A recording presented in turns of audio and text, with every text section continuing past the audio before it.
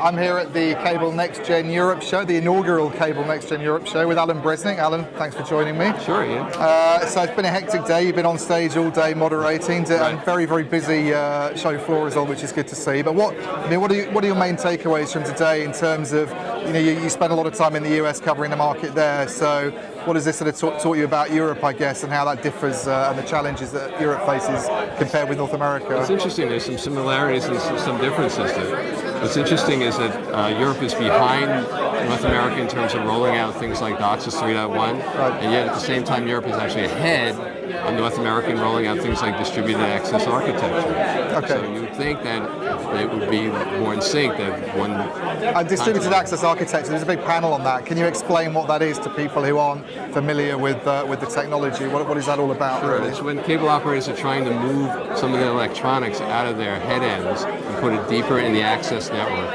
and get it closer to the customer, and thereby reduce their operating expenses and also gives them more capacity and faster speeds to the customer. And you think they're a little bit ahead of the game in Europe in that area? Or? In terms of compared to their counterparts in North America, they're actually doing it faster. There's more operators who are doing trials and actually doing pilot deployments.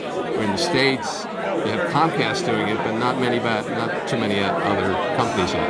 And it's, you probably need to go and process this and think about it, but what's your initial sort of feeling about why there's that slight difference, I guess, in those geographies? They're both trying to get a greater capacity, but they're doing it in different ways because of the architectures are different in Europe and North America. In North America, things are much more spread out, and here everything is much more congested, and it's easier to do upgraded DOCSIS 3.1 there. It's easier to change the DAA here. Okay.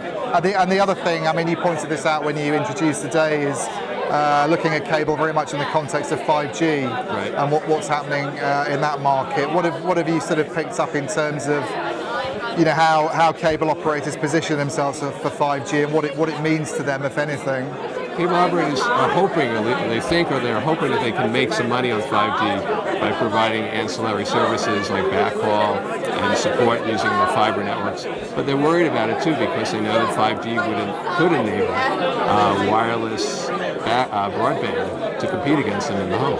And is that something that's a bigger issue in North America or here? I've heard about Orange, for example, doing trials of fixed wireless access 5G in places like Romania, which is certainly seen as a bit of a threat to the established broadband operators. But you also have companies like Verizon, I guess, doing the same thing in the USA, don't you, at the moment? I think it's a bigger worry in the US because Verizon and AT&T are coming out with 5Gs probably sooner than European operators. And also, cable has the dominant broadband position in North America where it doesn't in Europe, so they have a lot more to defend. Do cable operators themselves need to be, in Europe or North America, thinking about becoming 5G operators as well and having that whole sort of converged bundle of products to sell to their consumers, and there's often worry among telcos in the European region about not being able to provide mobile with their fixed or TV with their broadband. Is that something that needs to be? They definitely need to worry about becoming convergent operators. I think the European cable operators have the advantage is that most of them are converged operators already, while in North America, at least in the States, it's just starting to happen. Comcast and Charter just started doing it, and others, and Cox and Altice are now trying to catch up on that. And this is where things like CBRS come into the picture a little bit, to some extent. That's part of why CBRS is going to be such a big deal. Okay. And what's sort of happening in that area at the moment? Is that coming on stream at the moment? The FCC is working on the licensing standards and how they're going to be dividing up the regions and which frequencies they're going to be using, and they're going to be setting those standards over the next few months or the next year. So an area to watch, definitely.